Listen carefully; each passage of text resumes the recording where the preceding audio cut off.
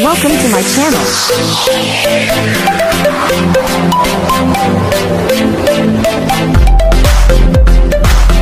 Hello everyone! Welcome back again to my channel. So mga kalingap, eto nga, ibang klase naman itong adventure ni Kalingap Edo. So tara, panoorin po natin ito mga kalingap. Pero bago natin simulan yan, huwag niyo pong kakalimutan mag-subscribe. Bar Santos Matubang, Kalingap Rob at Edna Vlogs at yung aking YouTube channel, Gandang Emmy, at syempre support po natin Kalingap Edo.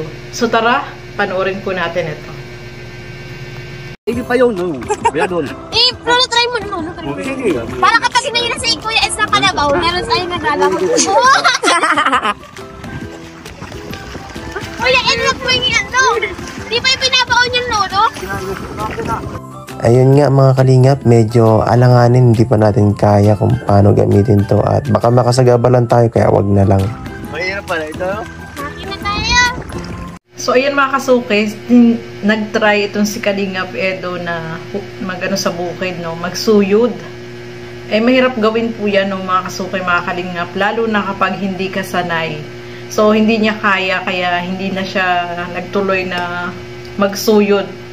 Kasi yung ano po yung naghihila nun, yung kalabaw. So mabilis yung kalabaw, mamaya hindi niya makontrol, no, di ba? So mamaya kung paano pa siya.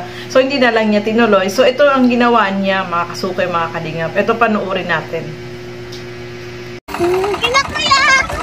Kuya, tayo mabutasan!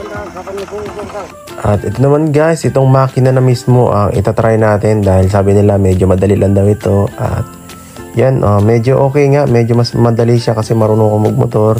Pero kitang-kita pa rin talaga ang pagkabaguhan ko kasi hindi ko makontrol Tatabilit na gano'ng kuliit! Mga na ito tayo. Mga na ito. Ang sulit na papampantay. Ayaw, kung hindi ka matulad nito. Makamit ang talabaw. Ito yung Tara mo, ako hindi ka nakikita. akong nakita.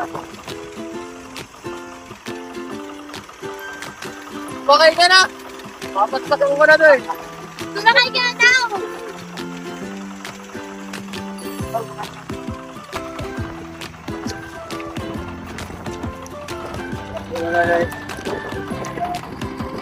Ano ba? Marami, mahirap pala itong ginagawa ni Kuya.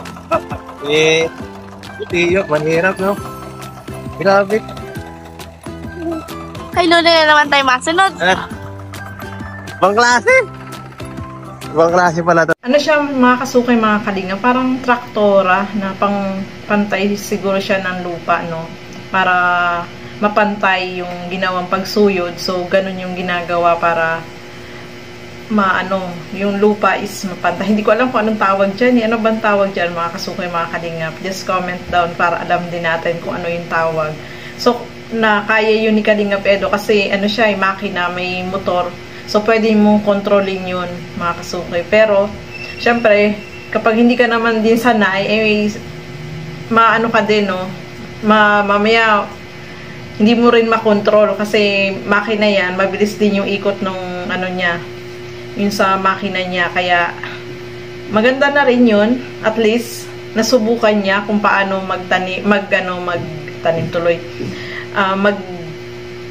ng lupa, no, yung magsuyod, yung ano bang tawag dyan, magpantay ng lupa, no, mga kasukay, mga kalingap. So mahirap talaga yung gawain sa bukid, no, lalo na yung mga nagtatanim ng palay, ganyang kahirap.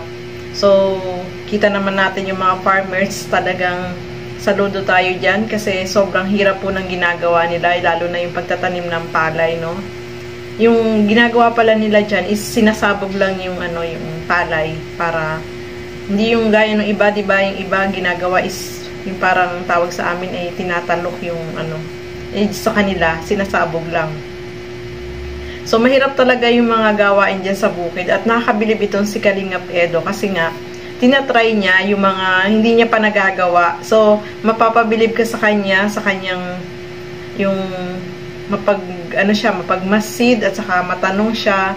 Tapos, gusto niya talaga na itry kasi kung hindi naman niya ginagawa, sa kanya yun, parang na-amaze siya kung kung ano ba yung nararanasan ng mga ganyan na nagtatanim gaya ng mga farmers, no? Mahirap po talaga yung mga farmers, lalo na mainit ang panahon, no?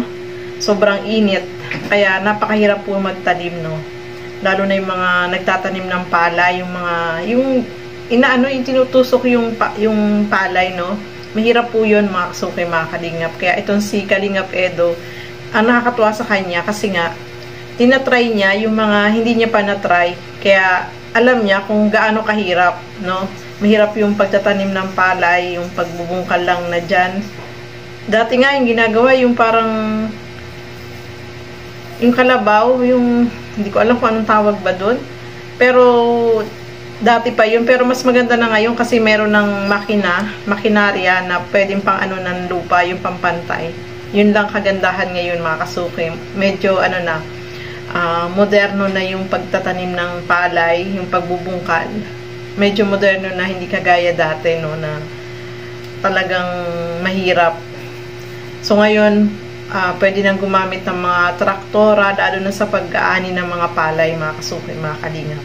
So ayan, nakakabilib at nakakatuwa itong si Kalingap Edo dahil napakasipag niya, no. Kung ano man yung makita niya na-amaze siya, ay gusto niya talaga na itry. Natutuwa ako sa suot niya parang magsiswimming diba? So, nakakabilib siya kasi nga gusto niya subukan kung paano yung mga ginagawa nila, no?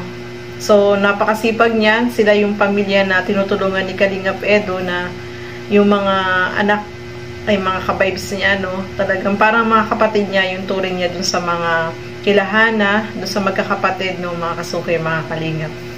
So, ayan, hanggang dito na lamang po muna. Maraming salamat po sa inyong panonood at lagi po natin suportahan si Kalingap Edo. So, hanggang dito na lamang muna. Keep safe everyone. Thank you for watching. Mabuhay po tayong lahat. Bye-bye!